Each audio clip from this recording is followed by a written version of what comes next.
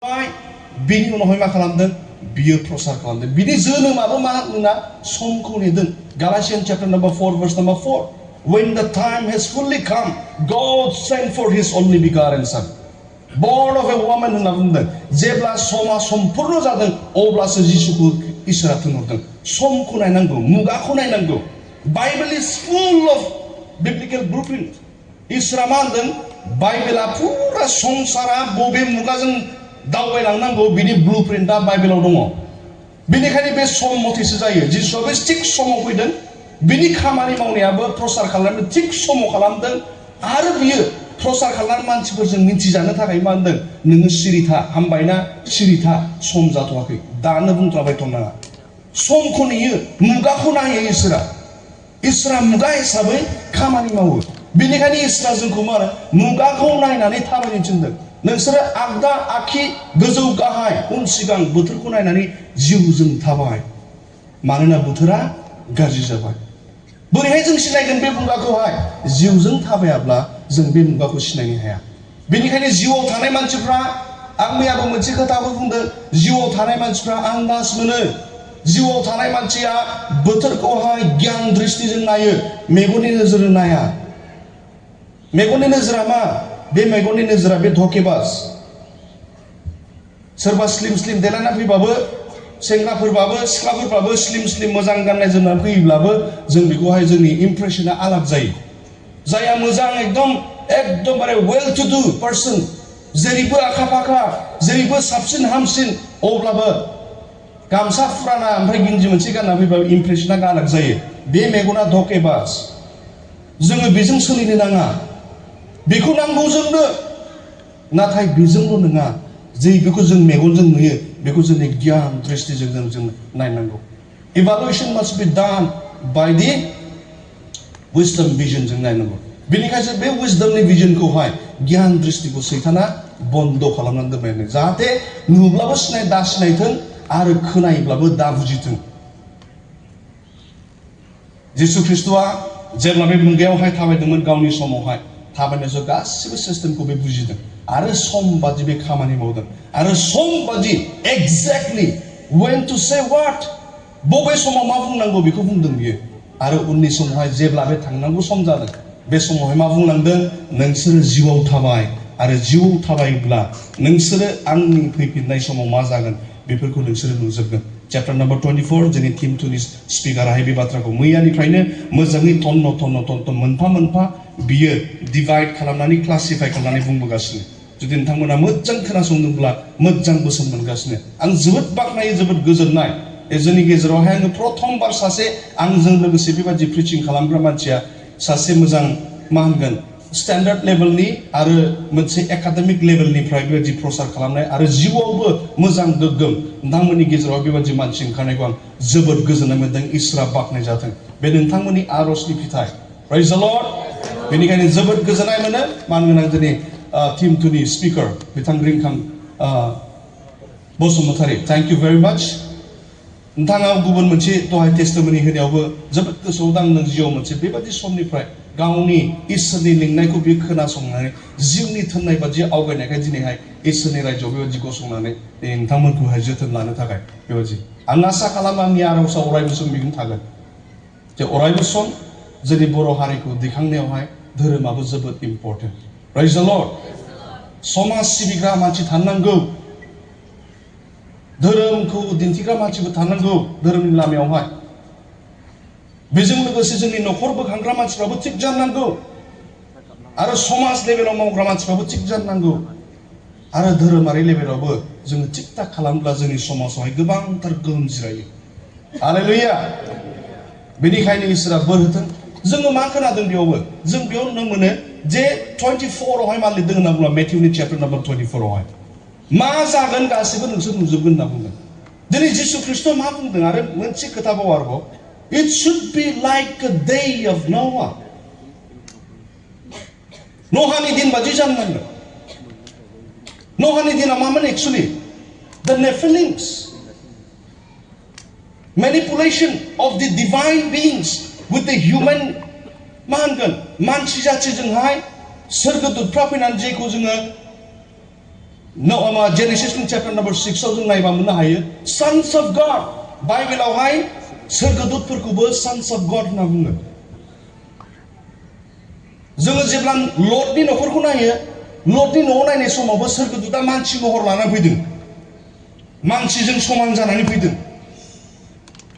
ओमफ्राय बे समावहाय बे मानसिफोरखौहाय लटनि न'आव फैनायफोरखौहाय सोरगोदूतफोरखौहाय मानसिया लब जानानै बिसोरखौहाय जिनाहारि खालामनो नागिरदों थिग बेबादिनो न'हानि समावहाय सोरगोदूतफ्राहाय फैनानै नेफिलिम्स जायखौ जों इनकनि बुकआवहाय आरो जोङो जुदि इथिय'पियान बाइबेलखौ नायोब्ला बेयाव जों मोननो हायो आरो माखासे एन्शियेंट एक्सट्रा बिब्लिकेल बुक्सफोरखौ जों मोननो हायो एन्ड द्याट्स ट्रु आरो बाइबेलावबो बेखौनो लिरदों नेफिलिम होननानै रेकर्ड खालामाखै बाट द सन्स अफ गड दे एराइव्ड आरो बेजों लोगोसे मानसिनि बिसाजोखौहाय मोजां मोननानै समायना रमायना नुनानै बिसोरजों मेनिपुलेट खालामदों द ह्युमेनिटिजोंहाय मेनिपुलेट खालामनाय समावहाय मा जाबाय ओरैबादि बिग्रायारि मानसि ओंखारबाय सोरगोदूतआव ओरैबादि शक्ति दङ बे शक्तियाहाय मानसिनि थैजों मिलायनायावहाय DNA सिस्टेमा ओरैबादि हाइब्रिड DNA सिस्टेम जाबाय जे मानसिया जौबाबो जौखौनो हाला माने जौ थानो हाला बेबादि जाबाय गिदिर मानसि मानोना होनब्ला सोरगोदूतनि बे DNA सिस्टेम बिनि फर्स दङ बेबादि जालांबाय मेनिपुलेट खालामनाय बिदि जाबाय इसोरनि बेरेखा खामानि मावनो सुरु खालामबाय बिदि खालामनाय समाव मा जादों मानसि जाथियाहाय गोबांथार गाज्रि खामानि मावनो सुरु खालामनांबाय इसोरनि खोथा मानिला इसोरनि बेरेखा खामानि मावबाय 120 years प्रसार खालामदों साननानै नायलाय Can you even imagine the same message was preached for 120 years मा जागोन दोहौ फैगोन दैबाना फैगोन बहा लुदोंना औवा हाजो थिखिनियाव फाग्लासिया सागरावसो जाहाज सालायो सोर फाग्लाखौ नुवा नोंलाय बे हाजो थिखिनियावहाय जाहाज सालायगोन खमसे खम हायेनावबाबो मोनसे खोथामोन हाजो थिखिनियाव सोरबा मानसिया जाहाज बानायो इसोरा मानो थिनदों बे हाजोआ जेबो पात्ता मोना बे हाजोनिख्रुइबो गोजौआव थांगोन आरो हाजोआव मानो थिनहरदों दंफाङा बेयावसो दङ मानसिफ्रा मा खालामदों जसेफासनि हिस्ट्रिखौ जों नायोब्ला बुक अफ इनकआव जों नायोब्ला मा नुनो मोनो होनना बुङोब्ला बे मानसिफ्रा जायफ्रा प्रसार खालामजादोंमोन न'आनि उन फैनानै हाजोआव गाखोनानै मेंग्लिजोब्बाय माबाय बथल जौ लानानै लोंग्लुं जाग्लुं खालामनानै बिनि सिगाङावनो बेबिचारि खालामनानै ब्लड थाङो मावथावै खामानि मावनानै थाङो इसोरखौ निन्दिनो थाखाय बेबायदि खामानि मावनानै थाङो दिनैनि दिनाव सेम जागासिनो एक्जेक्टलि इट इज मेनिपुलेसन जोंना थिनथुनि स्पिकाराहाय कम्पिउटार साइन्सनि टिचार बिथांनावहाय कम्पिउटार साइन्सनि गोबांथार नलेज दङ बेयाव जों मा नुनो मोनो होनना बुङोब्ला दानि मुगाया ओरैबायदि जालांबाय जे कमप्लिटलि जोङो सानबाबो सानख'नो हायै लेभेलनि खामानिखौहाय दिनै सैतानाहाय मानसिनि दारैहाय खामानि मावनांगौ जों नुनो मोनो मानसिखौ मा खालामनो नागिरदों दा जों हिउमेनॉइड रबट होनना बुङो हिउमेनॉइड रबटआ फार्स्ट स्टेजआवहाय मामोन लेबावहाय मानसिनि स्टेम सेलखौ लानानै लेबावहाय मानसिनि ब्रेन डेभेलप खालामो बेजों लोगोसे मानसिनि किडनी मानसिनि लांस बेफोरखौहाय स्टेम सेलखौ लानानै मा खालामो बिसोरो एम्बिलिकल कर्डनिफ्राय जि गथ' जोनोम जायोब्ला एम्बिलिकल उथुमैखौ हास'यो बिनिफ्राय मा खालामो बिनिफ्राय थै कालेक्ट खालामो बे उथुमैनि थै जानांगौ 25 ml ब्ला मानसिखौहाय क्लनिं खालामनो हायो खिन्थु 25 ml लानो थाखाय इलिगेल लेबावहाय मानसिखौ क्लनिं खालामनो हायो 25 ml बानो लेब टेक्निशियान्सफ्रा बे बाथ्राखौ मिथिगौ खिन्थु माखासे 10 ml बा 15 ml बिदि लानानै मा खालामो बिसोरो बेखौहाय लेबावहाय सोनानै मा खालामो होनना बुङोब्ला मानसिनि अर्गेन्स डेभेलप खालामो मेगन बानायगोन लांस बानायगोन हार्ट बानायगोन बेजों लोगोसे ब्रेन बानायगोन बेखौ मा खालामो मेसिनजोंहाय इन्टिग्रेटेड खालामो बे इन्टिग्रेटेड खालामनायजों बेखौ मा खालामो इन्डास्ट्रिफ्रावहाय बाहायनो थाखाय मानसिनि लेंगुवेजखौहाय नेचुरेलि बुजिनो थाखाय आरो मिलिटारि सिस्टेमावहाय बेखौ बाहायनो थाखाय एक्सपार्ट्सफोर बानायनो थाखाय माखासे आरोबाव मा होनना बुङो ब्रेन कम्पिउटार इन्टारफेस सिस्टेमखौहाय बेयावहाय लिंक खालामनानै मा खालामना गयो मानसिखौहाय बेबायदिनो हाफ मानसि आरो हाफ माने मेशिन बेबायदि सिस्टेम बानायनानै मानसिखौहाय बेबायदि सिस्टेमाव लांनो नागिरनायनि मुगाखौ जों नुनो मोनो किन्तु दानि समाव लेटेस्ट डेभेलपमेन्ट एनभिडिया इन्डास्ट्रिनि जिखुनु चिप फैगासिनो दस्रा मोनसेया विल' चिप आरो मोनसे टेक्न'लजि बाय' माने नेन'बट टेक्न'लजि बेफोर फैनायनि उनावहाय दा मा जाबाय जोंनो ह्यूमेनॉइड रबट जा जि बुस्थुआहाय हाफ मेशिन आरो हाफ ह्यूमेन अर्गेनजोंहाय थानाय बेखौ जोङो इन्डास्ट्रियाव बाहायगोन किन्तु संसारखौहाय कब्जा खालामनो थाखाय we don't need humanoid robots any longer. We can turn humans into robots.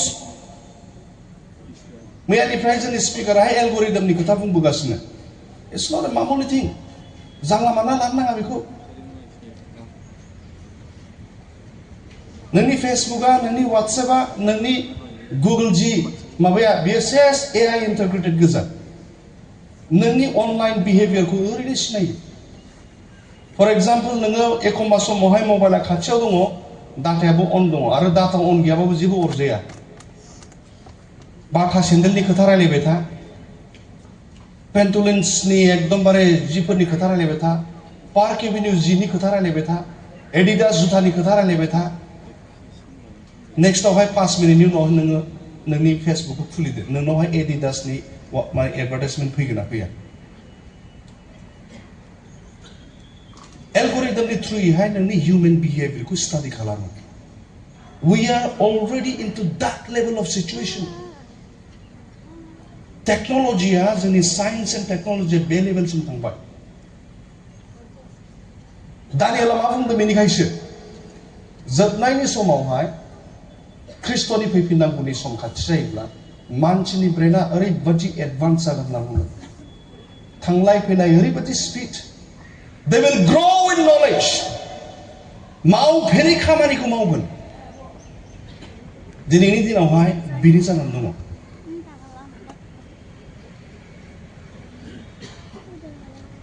बै समावहाय इउरपनिफ्राय इन्डियासिम फैनोब्ला 7 मास नांगौ मिशनारिफ्रा जेब्ला फैदोंमोन 7 मास लायो जाहाजाव फैनो थाखाय इन्डिया कलकातासिम फैनो थाखाय इंलेन्डनिफ्राय होनब्ला नों लेटार मोनसे लिरोब्ला बेसेबां गोबाव लायोमोन लेटार हरनायाव 7 मास लेटारखौबा खै मासजों बे रिप्लाइ खालामो जेनेबा लगालग रिप्लाइ खालामब्ला आरो 7 मास 14 मास नांगौ लेटार मोनसेनि रिप्लाइ मोननो थाखाय 14 मास दानि जुगाव मा जादों मिथिगौ ना WhatsApp खालाम खेबसेनो टक होननाय लोगो बैथिं टक किसुमान मिलि सेकेन्डसल' नांगौ बे जाफुंनाय नंगौना नङा इसोरनि बोसोननि राव अबदिया मा लिरदों जेब्ला जोबनायनि मुगा सफैगोन अबदियानि चैप्टार नम्बर 1 आवहाय नोंथांमोना फराय verse number 3 and 4 जोबनायनि सम सफैयोब्ला मानसि जाथिया